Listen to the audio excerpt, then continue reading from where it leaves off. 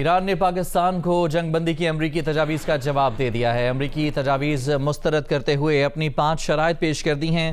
ایران اور ایرانی قیادت پر حملے بند کرنے اور دوبارہ حملے نہ کرنے کی ضمانت مانگ لی گئی ہے۔ جنگ میں ہونے والے ایرانی نقصان کا ہرجانہ طلب کیا گیا ہے۔ مطالبہ کیا کہ آبنائے ہرمز پر ایرانی خود مختاری کو تسلیم کیا جائے۔ جنگ ان مطالبات کے مانے جانے پر ہی بند ہوگی۔ اس سے پہلے امریکی خبر رساں ادارے کے مطابق امریکہ نے اپنی 15 تجاویز میں کہا تھا کہ ایران اپنا جوہری اور میزائل پروگرام روکے، آبنائے ہرمز کھولے، مسلح گروپوں کی حمایت بند کرے، عالمی ایٹمی توانائی ایجنسی کو نگرانی کی اجازت دے۔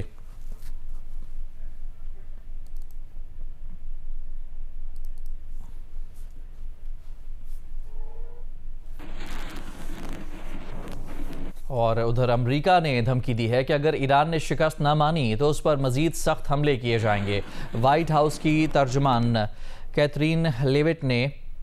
کیرولائن لیوٹ نے میڈیا بریفنگ میں کہا کہ ایران کو دی گئی 5 روزہ ڈیڈ لائن میں توسیع دینے کا فیصلہ صدر ٹرمپ ہی کر سکتے ہیں۔ امریکی صدر آج کابینہ اجلاس کی سربراہی کریں گے۔ وائٹ ہاؤس کی ترجمان کیرولائن لیوٹ نے مستعفی انٹیلیجنس چیف جو کینٹ کے الزام کی بھی تردید کی اور کہا کہ جو کینٹ شرمناک انداز میں متافی ہوئے۔ جو کینٹ نے کہا کہ ٹرمپ نے اسرائیل کے کہنے پر جنگ شروع کی۔ وائٹ ہاؤس کی ترجمان نے کہا کہ ایران جنگ کے معاملے پر بہت حساس سفارتی بات چیت ہو رہی ہے۔ 15 نکاتی مطالبات سے متعلق بہت سی مس انفارمیشن ہے۔ انہوں نے مذاکرات سے متعلق وائٹ ہاؤس کی جانب سے سرکاری اعلان ہونے تک انتظار کا مشورہ بھی دیا۔ وزیر اعظم شہباز شریف اور سعودی ولی عہد کے درمیان ٹیلی فونک رابطہ ہوا ہے۔ وزیر اعظم نے حالیہ صورتحال میں پاکستان کی تعمیری سفارتکاری سے آگاہ کیا۔ سعودی عرب پر حالیہ حملوں کی مذمت بھی کی۔ کہا کہ پاکستان ہمیشہ سعودی عرب کے ساتھ کھڑا رہے گا۔ وزیر اعظم نے امیر قطر شیخ تمیم بن حمد ال ثانی سے بھی ٹیلی فونک رابطے میں پاکستان کی سفارتی کوششوں سے آگاہ کیا۔ اعلامیہ کے مطابق وزیر اعظم نے قطر اور دیگر برادر خلیجی ملکوں پر حملوں کی مذمت کی، قطر کے غیر معمولی تحمل کو سراہا۔ دوسری جانب ایک اجلاس میں شہباز شریف نے کہا کہ موجودہ علاقائی صورتحال میں خلیجی ممالک کی غذائی ضروریات کا خیال رکھنا پاکستان کا فرض ہے۔ آج وزیر اعظم سے بلاول بھٹو زرداری نے بھی ملاقات کی۔ شہباز شریف نے ایران امریکہ جنگ میں پاکستان کے سفارتی کردار پر اعتماد میں لیا۔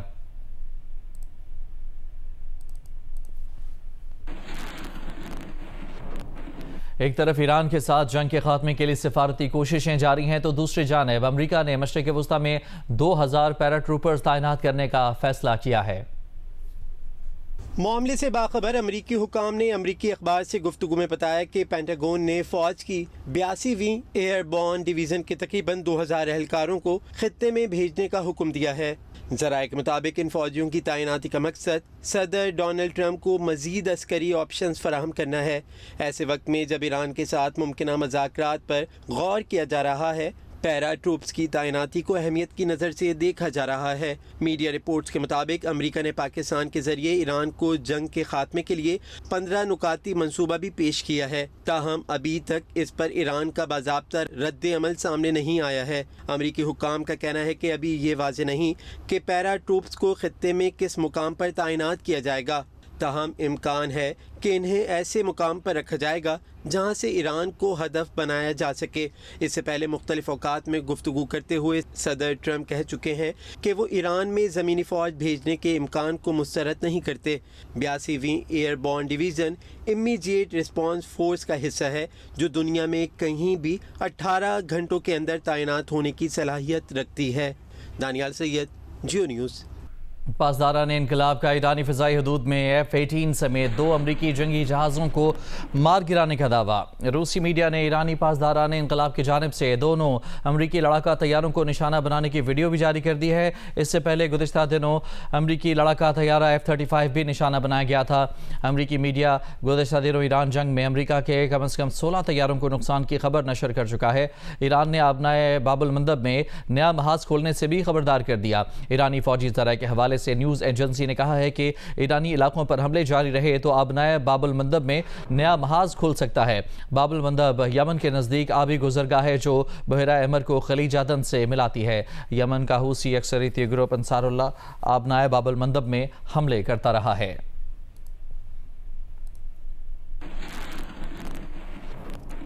ایران نے کہا ہے کہ وہ خطے میں امریکی فوجیوں کی تعیناتی پر گہری نظر رکھے ہوئے ہے۔ ایرانی سرزمین کے دفاع کے ایرانی عزم کو آزمایا نہ جائے۔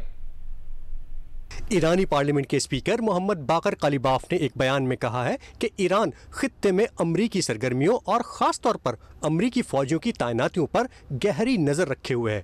باقر قالیباف نے کہا کہ جو کچھ دشمن کے جرنیلوں نے بگاڑا ہے اسے سپاہی ٹھیک نہیں کر سکتے۔ ایرانیوں کے اپنی سرزمین کے دفاع کے عزم کو آزمانے کی کوشش نہ کی جائے۔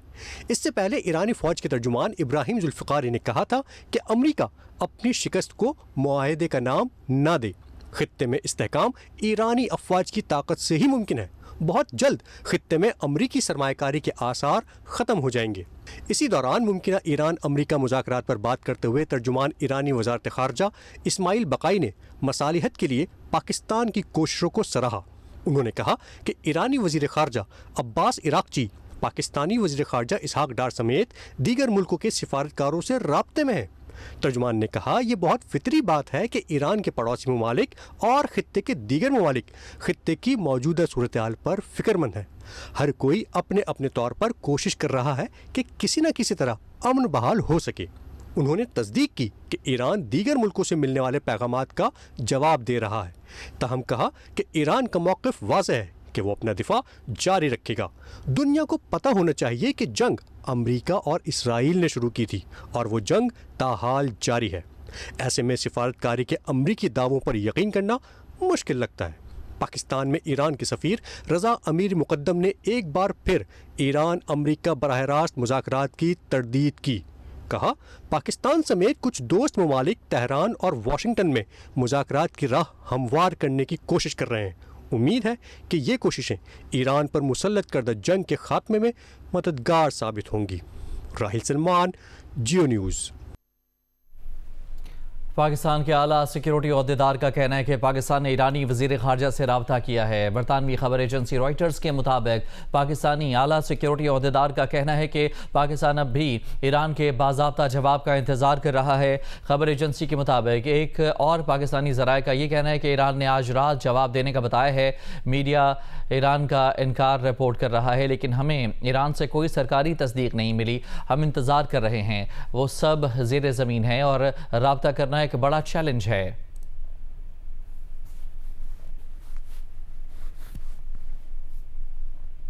قطری امیر نے پاکستانی وزیر اعظم سے ٹیلی فون پر بات کی ہے۔ قطری دیوان سے جاری بیان کے مطابق قطری امیر نے پاکستان کی کشیدگی میں کمی کی کوششوں کو سراہا ہے۔ دونوں رہنماؤں نے خطے کی کشیدگی میں کمی اور فوجی کارروائیوں کے خاتمے پر زور دیا ہے۔ سعودی عرب، متحدہ عرب امارات، کویت، بحرین، قطر اور اردن نے عراق سے اپنی سرزمین پڑوسی ممالک پر حملوں میں استعمال نہ ہونے دینے کا مطالبہ کیا ہے۔ مشترکہ بیان میں کہا کہ عراق اپنی سرزمین سے ہونے والے حملے رکوانے کے لیے اقدامات کرے۔ عراق کے پڑوسی ممالک سے برادرانہ تعلقات کو محفوظ بنایا جائے اور کشیدگی میں اضافے سے گریز کیا جائے۔ حالیہ جنگ میں عراق میں موجود ایرانی حمایت یافتہ گروپ خطے میں امریکی اہداف پر حملے کرنے کا دعویٰ کرتے رہے ہیں۔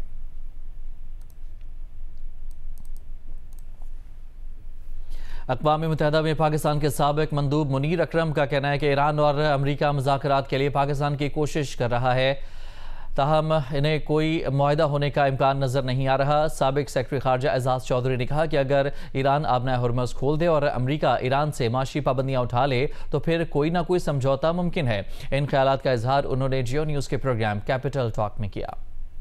امریکہ مزید فوج کو ڈپلوائے کر رہا ہے مڈل ایسٹ میں، کیا اس وجہ سے ایران نے تمام تجاویز مسترد کی ہیں؟ جو ایرانیوں نے ڈینائی کیا ہے کہ ہم نہیں کریں گے نیگوسیشن، وہ ان کی ایک پوزیشن ہے اوور آل کانفلکٹ کے بارے میں، کیونکہ ان کے ساتھ 2 مرتبہ ایک ٹریچرس اٹیک ہوا ہے، مذاکرات کے درمیان اٹیک ہوئے ہیں ان کے اوپر، تو اس لیے میرے خیال میں ان کی جو پوزیشن ہے وہ سمجھ آتی ہے۔ اس وقت مذاکرات کروانا تو بہت ضروری ہے جی، اور اس میں پاکستان کی کوشش جاری ہے اور بہت صحیح ہے، پر مجھے کوئی معاہدہ ہونے کا امکان اس وقت نہیں نظر آ رہا ہے۔ دونوں کی جو پوزیشنز ہیں وہ بہت ایک دوسرے سے دور نظر آ رہی ہیں۔ امریکہ تو یہ چاہتا ہے کہ وہاں رجیم چینج ہو، گو یہ کہتے رہیں کہ جی رجیم چینج کے بندے بدل گئے ہیں، لیکن رجیم چینج نہیں ہوئی۔ اسٹریٹ آف ہرمز ہے، اس کو اگر ایران کھولتا ہے اور کوئی ریگولیٹڈ انداز میں کھولتا ہے تو اس کے جواب میں امریکہ ایران پہ کچھ اکنامک سینکشنز اٹھاتا ہے تو اس کے ارد گرد کوئی نہ کوئی سمجھوتا بنا جا سکتا ہے۔ برطانوی خفیہ ایجنسی MI6 کے سابق سربراہ ایلیکس ینگر نے کہا ہے کہ موجودہ جنگ میں ایران حاوی نظر آتا ہے۔ ٹرمپ نے پہلے حملے کے حاصلات کھو دیے ہیں۔ ایران نے پچھلے سال جون کی جنگ کے بعد اپنے ہتھیار سارے ملک میں پھیلانے اور فوجی کمان نیچے تک منتقل کرنے کا فیصلہ کیا جو کارگر ثابت ہوا۔ ایران نے آبنائے ہرمز کی معاشی اہمیت کو بھی مد نظر رکھا۔ ایران کی تازہ صورتحال جاننے کے لیے ہم نے بات کی ہے ایران میں موجود تجزیہ کار ڈاکٹر عباس سید سے۔ ڈاکٹر عباس، ایران کے اندر امریکی اور اسرائیلی حملوں کے بعد اب کیا صورتحال ہے اور ایرانی حکومت اور ایران کا اب کیا موقف ہے؟ جی ہاں، امریکہ کے ماضی کے بھی بہت سارے دعوے ہیں اور اس وقت بھی جو دعوے کر رہے ہیں کہ وہ حملے نہیں کر رہے۔ ایران کے پاور پلانٹس پر تو یقیناً حملے نہیں ہوئے، لیکن اسرائیل کی طرف سے اصفہان اور بعض دوسرے بڑے شہروں میں اس طرح کے حملوں کی خبریں ہیں اور یہ حملے مسلسل جاری ہیں۔ اور تازہ ترین اگر صورتحال دیکھیں تو کوئی زیادہ فرق نہیں ہے گزشتہ 10 دنوں کے اور آج کی جو صورتحال ہے۔ تو اس تناظر میں تو جنگ جاری ہے، دونوں طرف سے حملے جاری ہیں۔ البتہ کسی حد تک مذاکرات کی خبریں بھی ہیں، لیکن سب مفروضے ہیں جن کو یہاں پہ کوئی زیادہ اہمیت نہیں دی جا رہی۔ ابھی تک یہاں کی جو ہلال احمر سوسائٹی نے جو فگرز جاری کیے ہیں اس کے مطابق 85,000 سے زیادہ رہائشی علاقے جو ہیں یہاں پہ حملوں کا نشانہ بنے ہیں، جن میں سے تقریباً 65,000 سے زائد جو ہیں وہ رہائشی ہیں، یعنی جو 85,000 میں نے عرض کیا وہ یعنی سول ہیں، اس میں غیر فوجی ٹارگٹس ہیں، اس میں سے 19,000 جو ہیں وہ تجارتی ہیں۔ اور خود اگر ہم تہران میں دیکھیں تو تہران کا جو فگر ہے اسی وقت وہ 26,000 یہاں کے جو مختلف رہائشی یونٹس ہیں ان پہ حملے ہوئے ہیں۔ ان میں سے اگر پورے ملک کے عنوان سے دیکھا جائے تو 290 کے قریب ہسپتال ہیں، 498 قریب اسکول ہیں، اور ہلال احمر کے تقریباً 17 مراکز کو حملوں کا نشانہ بنایا گیا ہے۔ 3 ہیلی کاپٹر جو ہیں ہلال احمر کے وہ حملوں کا نشانہ بنے ہیں۔ 100 کے قریب ایمبولنس گاڑیاں جو ہیں وہ اس وقت جو ہیں حملوں کا نشانہ بنی ہیں۔ تو یہ ساری چیزیں ایک ثبوت کے طور پہ دنیا کے سامنے پیش کیے جا سکتے ہیں کہ امریکہ اور اسرائیل کے حملوں میں جو ہیں وہ سول آبادیوں کو نشانہ بنایا گیا ہے۔ جو فوجی ٹارگٹس ہیں وہ اس کے علاوہ ہیں۔ ایران کی جو عوام کا اس وقت مزاج ہے وہ اس وقت جنگ بندی کا مطالبہ نہیں کر رہے یا جنگ بندی پہ راضی نہیں ہے۔ وہ کہتے ہیں کہ اگر امن ہو تو پھر بات کو آگے بڑھایا جائے، ورنہ صرف جنگ بندی کے لیے اب نہ مذاکرات کے لیے آگے بڑھا جا سکتا ہے اور نہ اس موضوع پہ میز پہ بیٹھا جا سکتا ہے۔ لہٰذا ان کا مطالبہ جو ایرانی عوام کا، اور بڑا چارج اس وقت مجمع ہے، پورے 22-23 دنوں سے وہ مسلسل رات دن، اگر میں کہوں تو مبالغہ نہیں ہوگا، وہ روڈز پہ ہیں۔ جب بھی کوئی چھوٹا سا معاملہ ہوتا ہے پھر ایک دفعہ لوگ اکٹھے ہو جاتے ہیں۔ دن کو وہ اپنے شہداء کو دفناتے ہیں، رات کو جو شہر کے اہم چوک ہیں، میں تہران کی بات کر رہا ہوں بالخصوص، تو اہم چوکوں پہ ہزاروں کی تعداد میں کھڑے ہو کے اور کئی گھنٹوں تک مرد آباد امریکہ اور مرد آباد اسرائیل کے نعرے لگا کے اپنی حکومت کے ساتھ، اپنے نئے رہبر کے ساتھ تجدید عہد کرتے ہیں۔ اور وہاں پہ بھی ان کا مطالبہ یہ ہے کہ اب جنگ رکنی نہیں چاہیے بلکہ امن ہو، اور اگر امن ہو تو سب کے لیے ہو، یہ نہ ہو کہ ایران کے لیے تو نامنی ہو خطے میں اور باقی سارے امن سے رہیں۔ تو یہ ایرانی عوام کا مطالبہ ہے کہ اگر ایران کے لیے اب سیکیورٹی اور امن نہیں ہوگا تو پھر کسی کے لیے بھی نہیں ہونا چاہیے۔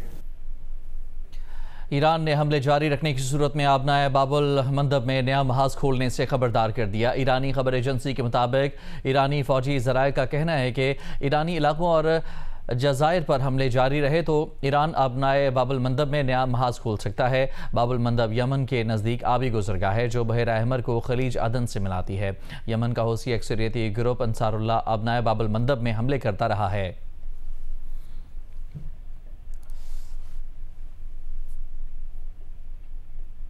ایرانی وزیر خارجہ عباس عراقچی کا کہنا ہے کہ امریکہ اپنے جنگ کے مقاصد میں ناکام ہو چکا ہے۔ امریکہ جنگ میں جلد کامیابی اور ایرانی حکومت کی تبدیلی کے مقاصد میں بھی ناکام ہو چکا ہے۔ میرا پڑوسی ممالک کو پیغام ہے کہ امریکہ سے فاصلہ رکھیں۔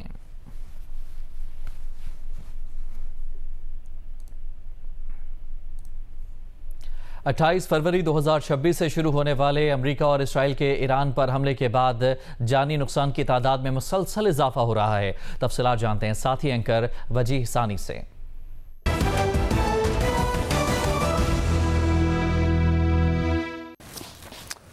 28 फरवरी 2026 से शुरू होने वाली इस जंग में जहां इसराइल और अमेरिका ने मिलकर ईरान पर जंग मुसल्लत की, पहले ही दिन उनकी टॉप लीडरशिप को निशाना बनाया, सुप्रीम लीडर समेत आला क़यादत को शहीद कर दिया और उसके बाद ये तनाज़ा खित्ते के दीगर मुल्कों में फैलता चला गया। जो ताज़ा आदाद शुमार हमारे सामने है उसकी रोशनी में आपके सामने रखेंगे कि अब तक किस मुल्क में कितना नुकसान हुआ। तो सबसे ज़्यादा नुकसान ईरान में हुआ है, 1500 अमवात हुई हैं, 18,000 अफराद जख्मी हैं। याद रहे कि शहीद होने वालों में बच्चों की और असातिज़ा की, तलबा की एक बहुत बड़ी तादाद शामिल है जो कि पहले ही दिन निशाना बने। पड़ोसी मुल्क इराक, यहाँ पर अगर हम देखें तो 81 अमवात हो चुकी हैं, दर्जन अफराद इराक में भी जख्मी हुए हैं। इसके बाद जिस मुल्क का हम रुख करेंगे वो है लेबनान, जो कि इस जंग से, बहरान से सबसे ज़्यादा मुतासिर हुआ। 1039 से ज़ायद अमवात यहाँ हो चुकी हैं, जबकि 2876 जख्मी मुख्तलिफ अस्पतालों में आज भी ज़ेर इलाज हैं। अरब एक ये मुल्क है आपके सामने, कब्रस, जिसमें निस्बतन नुकसान न होने के बराबर है। यहाँ एक मिसाइल ज़रूर गिरा लेकिन न कोई अमवात हुई और न ही कोई ज़ख्मी हुआ। इसके बाद इसराइल, जो इस तनाज़े का सबसे अहम किरदार बल्कि ज़िम्मेदार करार दिया जाए तो गलत ना होगा, 18 अमवात यहाँ हुई हैं। बताया जा रहा है कि 5000 के करीब अफराद या 4800 से 5000 के करीब अफराद यहाँ ज़ख्मी हैं। उर्दन यहाँ पर कोई अमवात नहीं हुई हैं और ज़ख्मियों की तादाद 29 बताई जा रही है।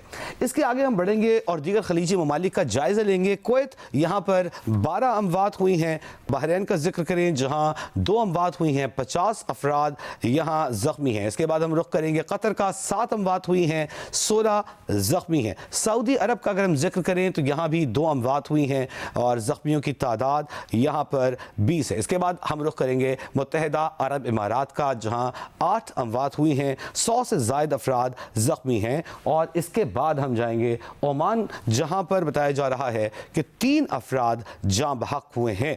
इसके अलावा अमरीका के भी 13 एहलकार हलाक और 290 के करीब एहलकार जख्मी हुए हैं। ये जंग अभी जारी है, सिफारती कोशिशें भी अपने उरूज पर हैं। क्या ये जंग अगले 48 घंटों में रुक सकती है? पाकिस्तान का इसमें क्या किरदार होगा?